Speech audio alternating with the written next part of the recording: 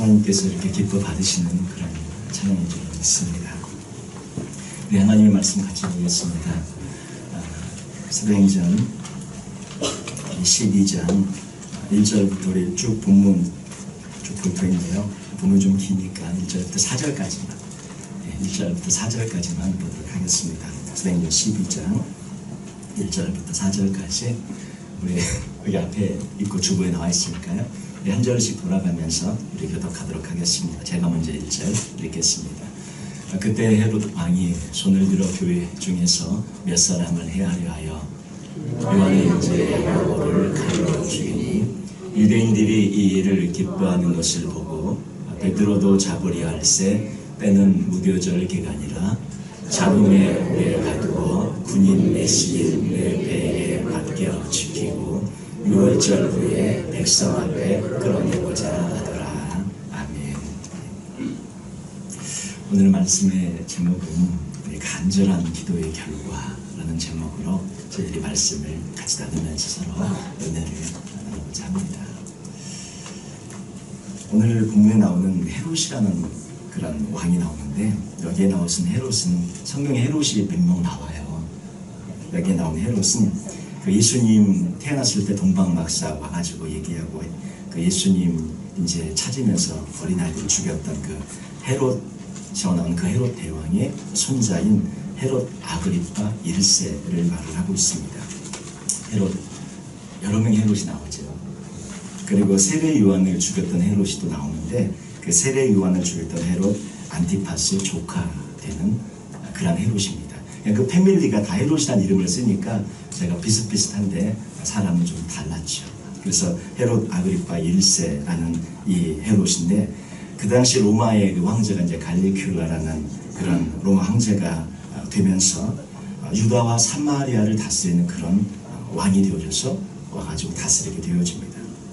이 헤롯 아그리파는 유대인들에게 잘 보이는 것이 자기의 그 정치적인 생명을 유지하는데 아주 중요하다는 걸 깨닫습니다. 폭동도 없이 잘 다스리면 자기가 이렇게 계속 승승장구하며 나아갈 수 있지 않겠습니까? 그래서 그 유대인들의 비유를 맞추고 그들의 어떤 원하는 것을 들어주기 위해서 기독교인들, 크리스천들을 핍박하고 박해하기 시작을 합니다. 이 헤롯 아그리파가 기독교인들을 죽이기로 생각한 것은 이들의 마음에 들기 위한 그러한 하나의 술책에 지나지 않았던 것이죠. 그래서 일단 그는 가장 중요한 그런 사도 중에 한 명, 예수님의 12제자 중에 야고보란 이름을 가진 그런 사도가 있고 예수님의 동생 중에 야고보란 그런 동생이 있죠.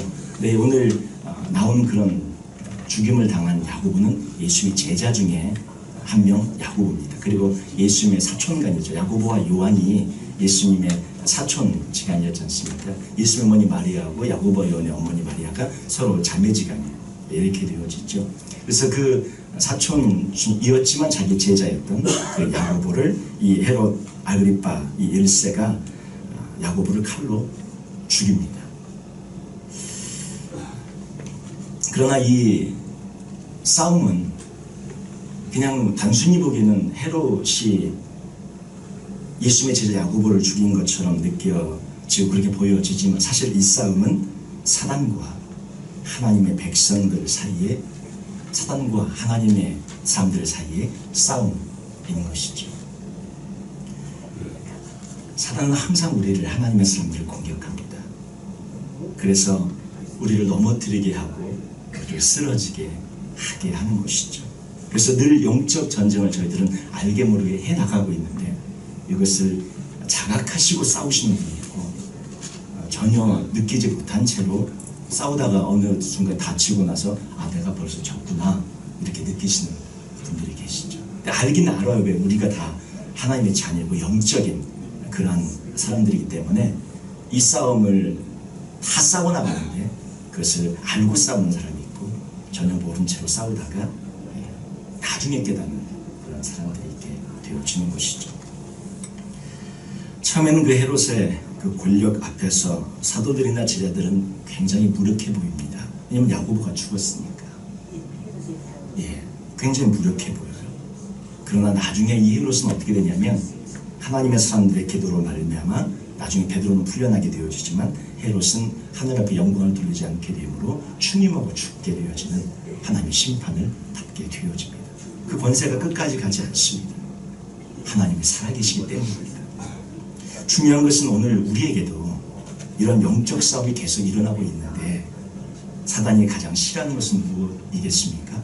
우리가 구원받는 것, 그리고 하나님의 자녀로 살아가는데 또 더 깊은 은혜의 은혜를 체험하면서 천국은 침노하는 자의 것이라고 말씀한 것처럼 저희들이 더 깊은 은혜를 경험하고 누리는 그 세계로 들어가는 것 자체를 사단은 싫어합니다.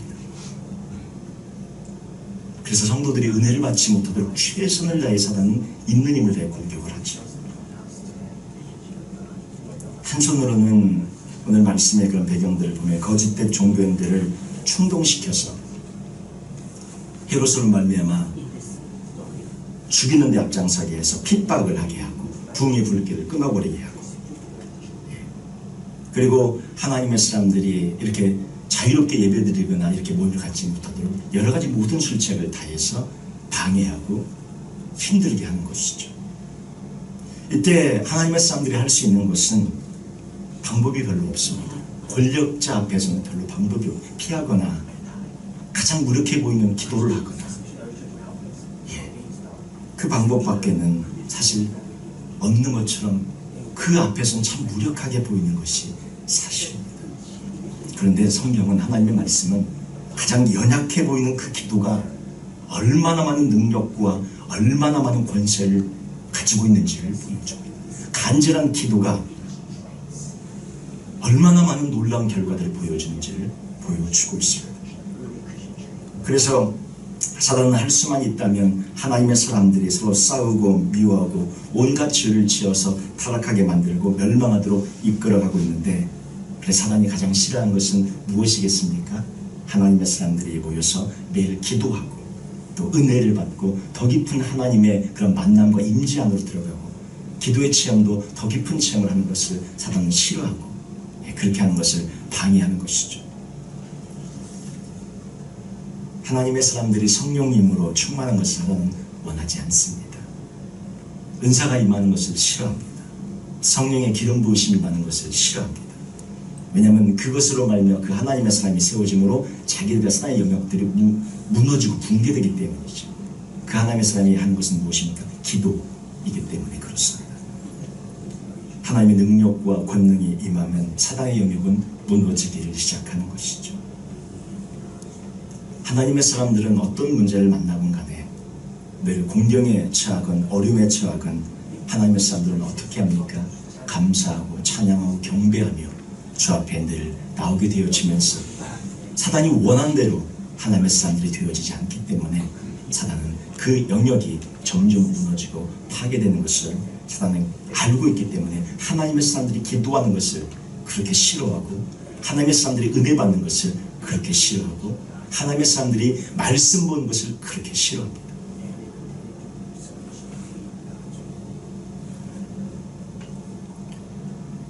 하나님의 주신 그런 은혜와 사랑으로 저희들이 주님 앞에 더 간절히 기도하며 나아가는 그런 저희들이 되어질 때 가장 연약해 보이는 그 기도를 통해서 놀라운 역사들과 은혜들이 펼쳐지는 줄로 믿습니다. 그래서 사단은 누구를 공격해야 하는지 가장 잘 압니다. 누구를 공격하겠습니까? 기도하는 사람. 누구를 공격하겠습니까? 말씀 듣는 사람. 누구를 공격하겠습니까? 은혜 안에 거하려고 애쓰는 사람. 그런 사람들을 사단은 집중적으로 공격합니다. 다른 사람들은 공격 안 해도 돼요. 왜요? 그냥 알아서 그냥 다 쓰러지고 알아서 무너지고 알아서 그렇게 돼요. 근데 기도하는 사람들은 쓰러질 환경에서 쓰러지질 않는 거예요. 다른 사람 같으면 무너질 환경에서 무너지질 않는 거예요. 다른 사람 같으면 포기할 환경에서 포기하지 않는 거예요. 끝까지 기도하며 하나님 앞에 메어 달리고 하나님 앞에 나아가니까 그건 감당이 안 되는 거잖아요. 그래서 가장 집중적인 공격과 방해와 여러 가지 어려움들을 당하게 되어집니다. 우리 사랑하는 성도님들의 인생 가운데 혹시 요즘 어려운 일이 많이 있으십니까? 힘든 일이 많이 있으십니까? 사단이 그렇게 공격하고 있다는 것은 그만큼 특별한 은혜 가운데 하시는 분인 줄 믿습니다. 은혜 없으면 공격을 아예 안 해요. 알아준다 믿어도 혼자 알아서 쓰러져 버리니까. 그런데 어떻게 해요? 공격해야만 하는 사람인 거예요, 이 사람. 사단이 특별히 주의 대상으로 삼아야만 하는 사람이에요. 어려움을 줘야만 하는. 왜? 그래야 조금 쓰러질까 말까. 근데 그래도 안 쓰러집니다. 하나님께서. 공격할수록 강해집니다. 어려움을 줄수록 강해집니다. 아이에게 십자가 앞에 가서 주님 그냥 생명 거둬가시든지 주님이 알아서 하십시오. 완전히 맡겨버린 사람이기 때문에 이 사람은 어려움이 올수록 더 강해지고 시련이 올수록 더 믿음이 강해지고 더 주 앞에 기도하며 기도하니 은혜는 더 체험하게 되는 것이죠. 어려움이 올 때마다 우리 하나님의 사람들 주님 앞으로 나아가십시다. 어려움이 온다고 쓰러져 버린 사람, 사단이 그냥 한 번만 주면 두 번만 주면 예제도 쓰러졌으니까 한 두 번만 주면 쓰러질 거야. 그렇게 예측 가능한 사람이 되지 마시고 사단 편에서 볼 때 저 사람은 한 두 번만 주면 돼. 두 번. 요거에다 그 다음 단계만 딱 오면 전 쓰러져. 예제도 그랬어. 이렇게 예측 가능한 사람이 되지 마시고 예측 불가능한 사람이 되시길 바랍니다. 도대체 어려움을 얼마큼까지 줘야 쓰러질까 말까 할까 저 사람은. 사단이 예측 불가능한 하나님의 사람들이 되시기를 주의 이름으로 축원합니다. 아무리 예측해도 예측이 안 돼. 이 사람은 기도하고 더 무릎 꿇고 더 주 앞에 생명으로 나가는 이런 사람이 되어질 때 사단이 예측이 안 돼. 그래서 나중에는 포기합니다. 하면 할수록 더 깊은 은혜에 들어가 버리니 이거는 할수록 사단 편에서 쏘낸 거예요. 어려움을 줄수록 쏘낸 거예요. 그런 하나님의 사람들 되시기를 주님의 이름으로 축원합니다. 이 말씀을 통해 보면 간절한 기도는 반드시 응답이 있다는 것을 저희들이 보게 되어지는데, 헤롯은 야고보를 죽입니다. 그리고 베드로를 체포합니다. 체포는 했지만 바로 죽이지 못. 야고보는 바로 죽였어요. 야고보는 죽였는데 이제 6월절 절기가 막 이렇게 벌어지고 있기 때문에 우선은 그냥 감옥에 가둬놓습니다. 근데 교회는 아무런 것을 할 수 있는 아무것도 방법이 없으니까 교회는 어떻게 합니까? 기도합니다. 우리 5절 말씀 한번 같이 볼 거예요. 5절 말씀 우리 한 목소리로 같이 한번 읽겠습니다. 이에 베드로는 옥에 갇혔고 교회는 그를 위하여 간절히 하나님께 기도하더라. 간절히 기도했어요. 베드로는 옥에 갇혔고 간절히 기도했습니다. 우리는 어려움이 있을 때 첫 번째로 무엇을 하십니까? 가장 먼저 기도하십니까? 아니면 가장 먼저 변호사 찾으십니까? 가장 먼저 전화번호 리스트 쫙 살펴보십니까? 가장 먼저 사람을 찾으십니까? 보통 사람들은 다 예측 가능한 사람들은 그래요. 사람을 찾습니다.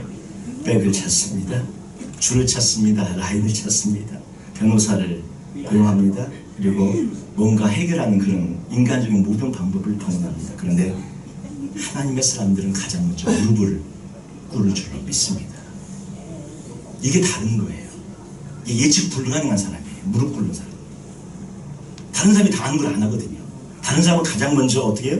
전화번호 부책을 뒤지고 사람 저거 연락을 하는데 이 사람은 그 예측 가능한 사람. 근데 이 사람은 아무것도 안 하고 무릎부터 꿇어요. 예측 불가능한 사람이죠. 사단 편에서 보면 가장 무서운 사람입니다.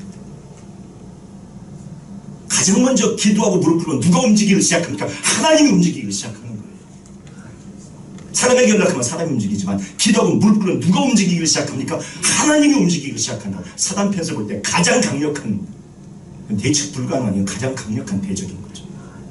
저희 모두도 어떤 문제를 만나건 무릎부터 꿇으시며 주 앞에 기도하며 나아가시는 저희 모두가 되시길 바랍니다.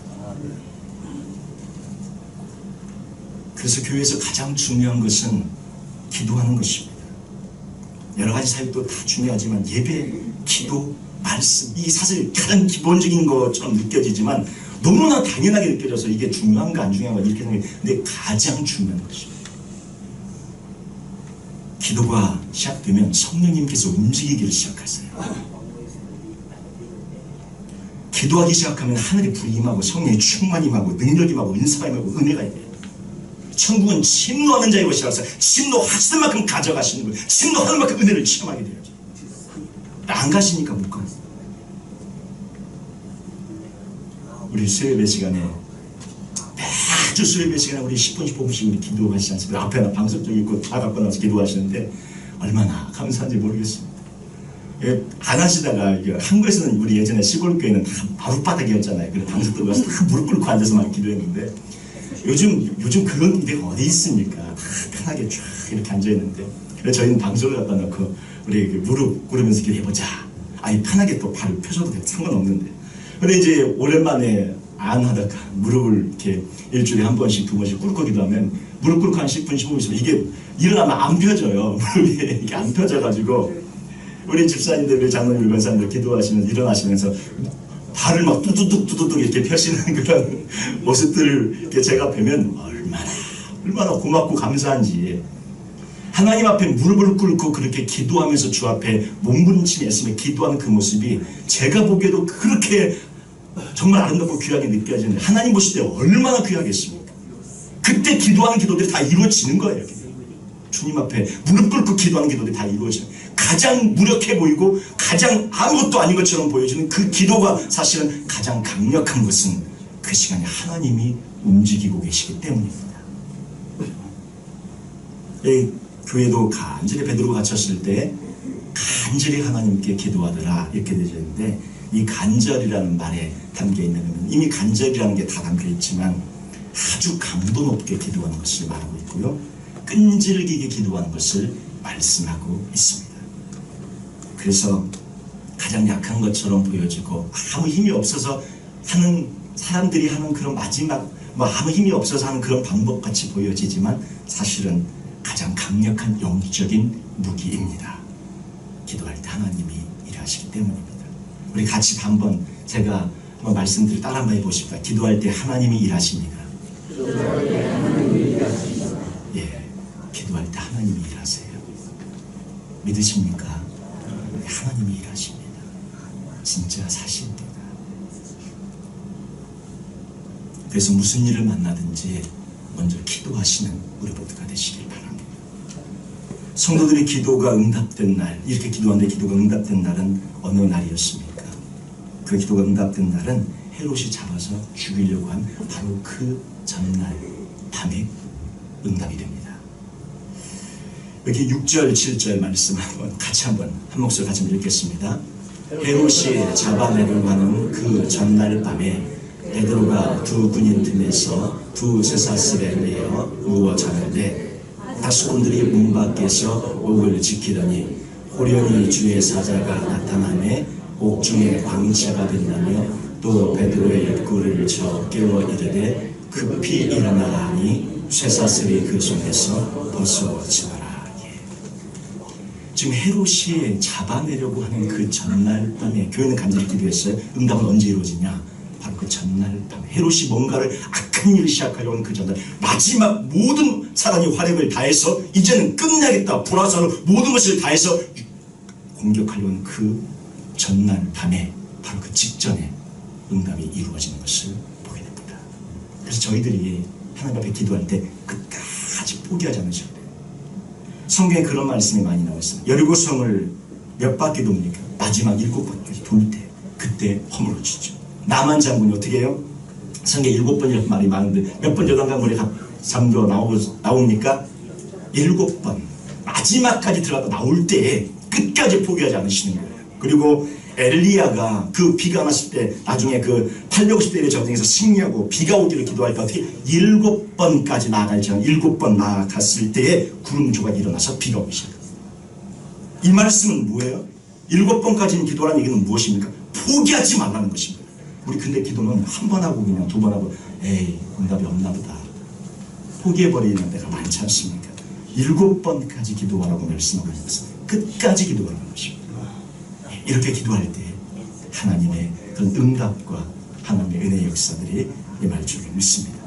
베드로는 죽음의 위기 앞에서 지금 베드로의 모습을 보면 참 놀라운 그런 모습이 하나 나오는데요. 베드로 지금 뭐 하고 있습니까?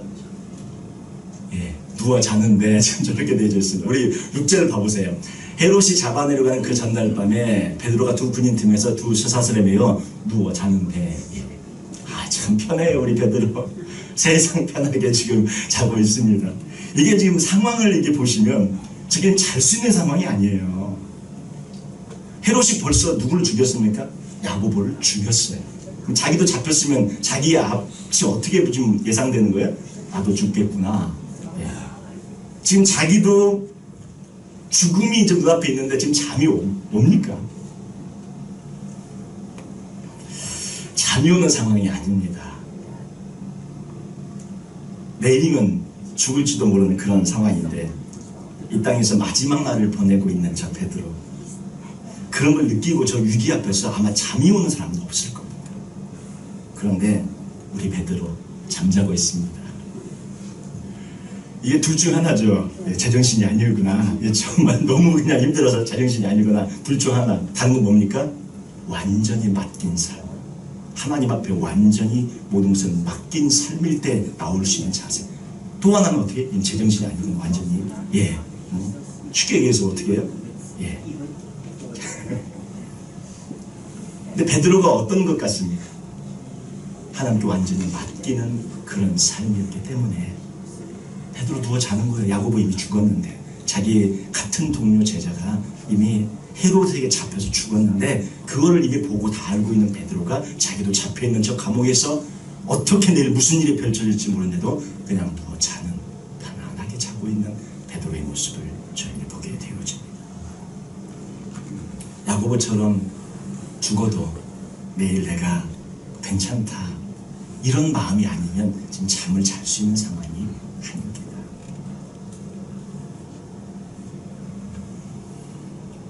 우리 11절 한번 보실까요? 성경문절 11절 보시면 베드로가 어떻게 생각했는지를 알 수 있어요.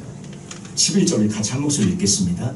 이에 베드로가 정신이 들어 이르되 내가 이제야 참으로 주께서 그의 천사를 보내어 나를 헤롯의 손과 유대 백성의 모든 기대에서 벗어나게 하신 줄 알겠노라 하여. 예. 이 말씀은 뭐냐면요, 이제 풀려나서, 천사가 풀어서 풀려나서 날아갔고, 예, 이제서야 깨달은 거예요. 저 말은 지금 무슨 뜻입니까? 풀려날 줄 알았다는 뜻이에요? 몰랐다는 뜻이에요? 몰랐다. 내가 이제 정신이 들어 이르되 내가 이제야 참으로 주께서 그의 천사를 보내어 나를 헤롯의 손과 유대 백성의 모든 기세에서 벗어나게 하시는 줄 알겠다. 유대 백성의 모든 기세는 어떻게? 베드로가 잡혀 죽는 거. 지금 그리스도는 기도하고 교회는 기도하고 있고 헤롯과 유대 나머지 모든 백성들은 베드로가 잡혀 죽는 것을 기대하고 있는데 거기서 벗어나게 하셔서 풀어나게 해주셨다는 거죠. 근데 그것을 이제야 참으로 어떻게 해요? 알았다. 그러면 그 전에 감옥에 있을 때는요, 어떻게? 나 그냥 여기서 이렇게 끝나서 죽는 거구나, 이렇게 생각했다는 거죠. 풀려나고 나서 저 고백을 하니까 그전에는 어떻게? 나는 그냥 여기서 죽는구나. 죽는구나 생각하고 있었던 베드로가 아까 어떻게? 누워 자고 있었던 것입니다. 자기가 풀려날 줄은 몰랐어요. 자기도 죽을 줄 알았습니다. 그래서 자기가 주님의 은혜로 이렇게 풀려날 줄 몰랐다고 고백하고 있는 것입니다. 죽음을 감지하고 있는데도 잠을 자고 있는 베드로의 모습. 예. 하나님께 완전히 맡겨버리지 않고서는 할 수 없는 그러한 믿음의 행동입니다. 베드로전서 5장 7절에 이렇게 말씀하고 있습니다. 너희 염려를 다 주께 맡겨버리라. 이는 그가 너희를 돌보십니다. 그가 너희를 권고하십니다. 염려가 있으십니까? 오늘 이 아침에 걱정이 있으십니까? 왜 없는 사람은 없겠죠. 베드로처럼 맡겨버리고 또 자십시오. 예, 오늘 저녁에 편히 가서 주무십시오. 하나님께 맡겨버리는 삶은 저런 거. 내일 죽음이 눈앞에 있는데도 편하게 잠잘 수 있는 저런 믿음. 전 믿음이 있을 때만 나오는 행동이에요. 우리 이렇게 다 앞으로는 매일 저녁마다 잠이 안 와가지고 지금 몇 시지? 새벽 1시, 몇 시지? 새벽 2시, 몇 시지? 새벽 3시, 이렇게 시계를 보시면서 잠을 이루지 못하시는 그런 날은 오늘 이후로는 없어지기를 주님의 이름으로 축원드립니다. 맡겨버리세요. 걱정하지 마세요. 걱정하지 마세요. 염려하지 마세요. 주님께서 기도한 그 하나님의 사람들, 그 기도에 응답하셔서 저렇게 해결해 주시는 것을 저희들이 보게 되지 않습니까? 저렇게 믿음으로 편안하게 잠을 주무시고 믿음으로 나아가시는 우리 모두가 되시기를 주님의 이름으로 축원드립니다. 우리의 삶은 하나님의 것이에요. 예. 우리 경제적인 어떤 어려움과 염려도, 자녀들에 대한 염려도, 또 배우자에 대한, 우리 부모님에 대한, 형제 자매에 대한 이 모든 염려, 내 삶에 펼쳐지고 있는 절박하고 안타까운 모든 염려, 직장과 사업자의 어떤 염려, 이 모든 염려 다 우리는 하나님의 사람들이기 때문에 하나님께 맡겨버릴 때 하나님께서 직접 핸들하시고 주님께서 직접 주관하셔서 그 모든 것을 아름답게 펼쳐주실 줄 믿습니다. 염려하지 마세요. 걱정하지 마십시오. 베드로처럼 저렇게 편히 누워 자시는 편하게 주님 앞에 믿음으로 맡기시는 저희 모두가 되시기를 주님의 이름으로 축원드립니다. 마지막 한 가지 조금 더 생각해 보고 싶은 부분이 있습니다. 여기서 멈추면 그냥 뭐 기도하면 믿음으로 기도하니까 다 되어졌더라 그리고 그냥 끝나면 사실 좋겠는데 한 가지 조금 더 저희가 생각해 보고 싶은 부분이 있어요. 조금 더 말씀 생각해 보면 좋겠어요. 그것은 무엇이냐면 간절한 기도의 결과에는 두 가지 응답이 있다는 것입니다. 한 가지는 자신이 원하는 대로 이루어지는 것, 또 한 가지는 그렇지 않은 것입니다.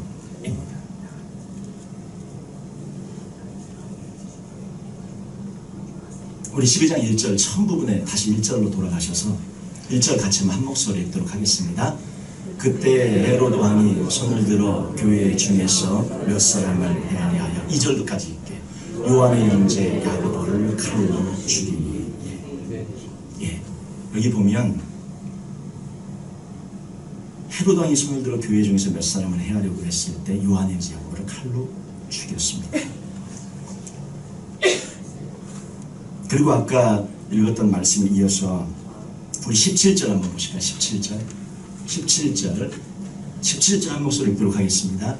베드로가 그들에게 손짓하여 조용하게 하고 주께서 자기를 이끌어 옥에서 나오게 하던 일을 말하고 또 야고보와 형제들에게 이 말을 전하고 떠나 다른 곳으로 가니라. 여기 나온 야고보는 예수님의 동생 야고보예요. 제자 야고보는 아까 죽었고 여기 야고보 그 예루살렘 교회에 지금 기둥처럼 나중에 쓰임받게 되었는데 여기 베드로는 이제 어떻게 해요? 주께서 자기를 이끌어 옥에서 나오게 하던 일을 말하고 앞에 야고보는 어떻게 됐어요? 죽었습니다. 베드로는 어떻게 됐어요? 풀려났습니다. 두 가지 응답입니다. 앞에 야고보는 기도 안에서 죽은 겁니다. 베드로는 기도해서 산 거예요. 여러분 어떻게 생각하십니까? 앞에 야고보가 잡혔을 때 교회는 그때는 기도 안 하고 있다가 베드로 잡혔으니까 베드로만 기도했겠습니까? 아니죠. 똑같이 기도했던 것이죠. 야고보가 잡혔을 때도 교회와 모든 야고보 자신도 똑같이 기도했을 것이고 베드로가 잡혔을 때도 베드로 자신도 교회도 똑같이 기도했을 것입니다. 그런데 한 가지는 야고보는 죽었고 베드로는 풀려났다는 것입니다. 간절한 기도의 그 결과는 두 가지 응답이 하나는 우리가 원하는 것처럼 들어질 때와 또 한 가지는 우리가 원하는 대로 이루어지지 않을 때가 있습니다. 우리가 원한다는 것은 무엇이에요? 잘 되는 것, 그래서 이렇게 풀려나는 것. 또 한 가지는 어떻게 원하지 않는 것은 어떤 것입니까? 죽는 것.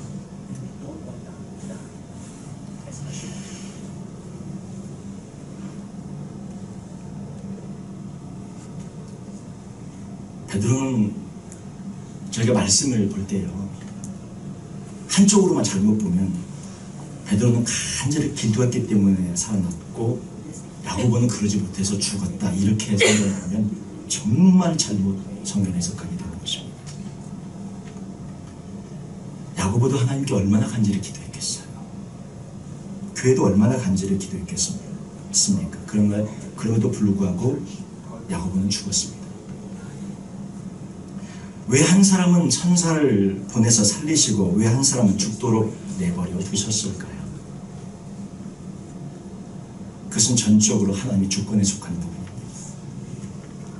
하나님만이 아시는 일이죠.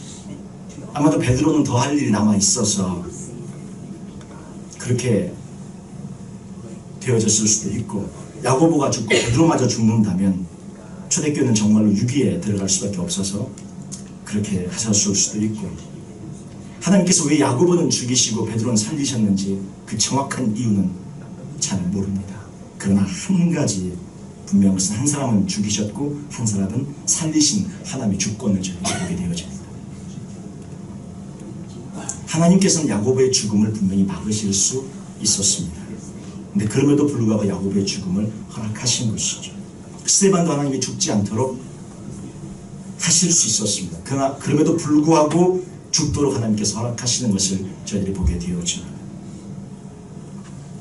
스데반이 죽을 때 그 죽음을 앞두고 어떻게 해요? 용기 있게 죽음을 맞이하는 그런 용기와 하늘문을 여셔서 예수님이 하나님 보좌편에 서신 것을 보게 하셔서 그 죽음을 담대히 맞이할 수 있는 그런 은혜도 그걸 풀려나게 하실 수 있는 은혜가 있는데, 반대로 죽음을 담대하게 맞이할 수 있는 그런 은혜를 주셔서 그것을 경험하게 해서 스데반이 그 영광의 반열에 들어가게 되는 그런 은총을 받게 되었죠.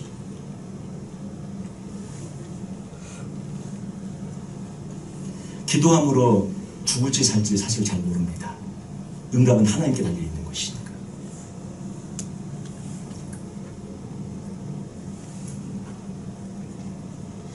기도함으로 살아나면 승리입니다. 그러나 기도함으로 죽으면 그 역시 승리입니다. 죽음을 감당할 수 있는 믿음과 용기를 주시는 것 또한 기도의 응답인 것입니다.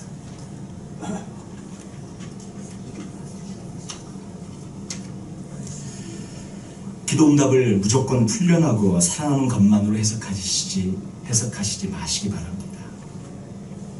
기도 응답으로 죽을 수도 있습니다. 어려움을 당할 수도 있습니다. 그러나 한 가지 분명한 사실은 내가 기도한 대로 응답이 되지 않았다고 할지라도 하나님께서 자신의 영광을 위하여 더 좋은 방법으로, 더 놀랍고 더 아름다운 방법으로 우리의 삶에 역사하신다는 사실입니다. 하나님께서 기도를 들어주셔서 살려주실 수도 있고, 우리의 기도를 원한대로 들어주지 않아서 죽이실 수도 있는데, 자신을 죽이시는데도 그 하나님을 의지하면서 찬양하면서 경배하면서 죽어가는 그 하나님의 사람이야말로 사실은 더 큰 믿음의 사람인 것입니다. 하나님의 사람은 그 모든 것을 초월하는 그런 믿음을 가지고 나아가는 거예요. 주님이 나의 기도를 들어주시지 않아도 주님을 믿고 신뢰하면서 주님이 인도하신 대로 찬양하며 경배하며 나아가는 저희 모두 되길 바랍니다.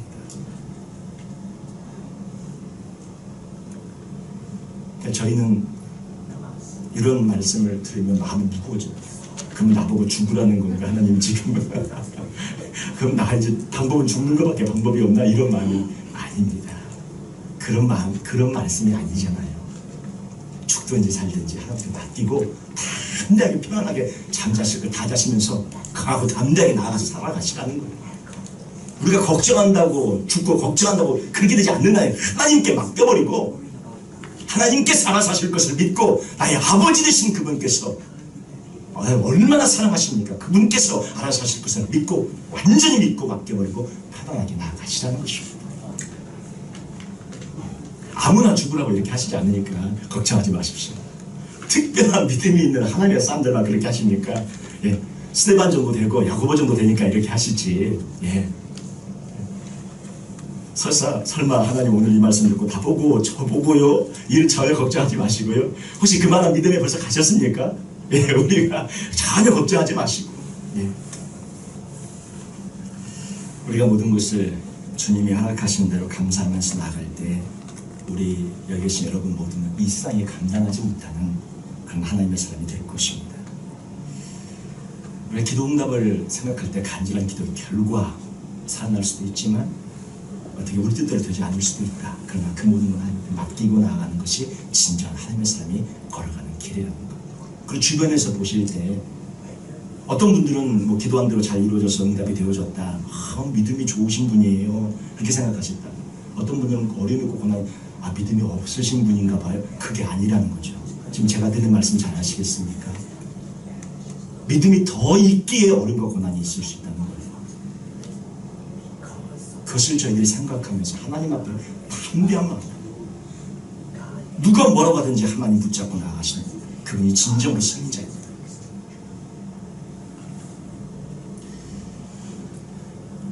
어느 쪽의 응답이든 응답이라는 것. 우리 하나님의 사람들 한평생 저희들 신앙의 평생의 동지로 이렇게 저희들 나가실 건데 옆에 분들 한번 보세요.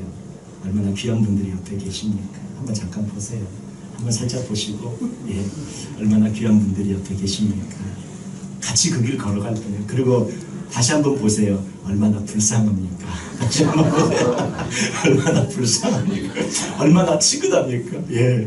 기도응답 받아서 이렇게 좋을 때도 있지만 받지 못하고 고생하는 게 우리 생각에 하나님이 이미 응답하셨는데 얼마나 짠하고 불쌍합니까? 예. 이 마음을 가지면 저희가 예, 승리할 줄을 믿습니다.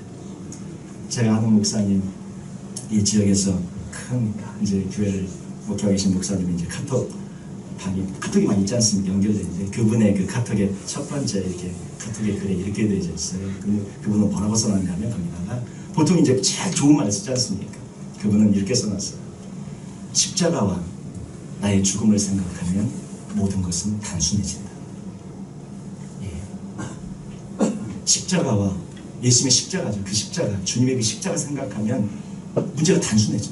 그리고 나의 죽음 생각하면 문제가 단순해져. 굉장히 복잡한 문제인 것 같잖아요. 자면 굉장히 복잡한. 근데 십자가와 나의 죽음을 생각하면 모든 문제가 단순해져. 오늘 이 말씀도 저희들이 하나님의 말씀을 통해 저희들이 복잡한 거, 힘든 거, 어려운 거 주님의 십자가 앞에 가져가십시다. 그러면 아주 단순해집니다. 아무것도 아니에요. 아무것도 아닙니다. 아무것도 아닙니다. 주님 앞에 늘 기뻐하며 감사하며 찬양과 경배로 나아가시는 저희 모두가 되시길 바라고, 베드로처럼 살아나도 감사, 야고보처럼 저렇게 오라 하셔도 주님 저를 그렇게 믿고 저 순교의 반일에 저를 부르셨군요. 감사합니다 아버지. 그리고 가요. 이 믿음이 여러분 살아남는 게 오히려 쉬워요. 저렇게 순교로 감당하는 게 훨씬 더 높은 믿음입니다. 주님 앞에 감사하는 저희 모두의 삶, 간절한 기도의 그런 응답과 결과를 받으셔서 주 앞에 영광 돌리며 나가시는 우리 모두가 되시기를 주님의 이름으로 축원드립니다. 우리 같이 기도하겠습니다.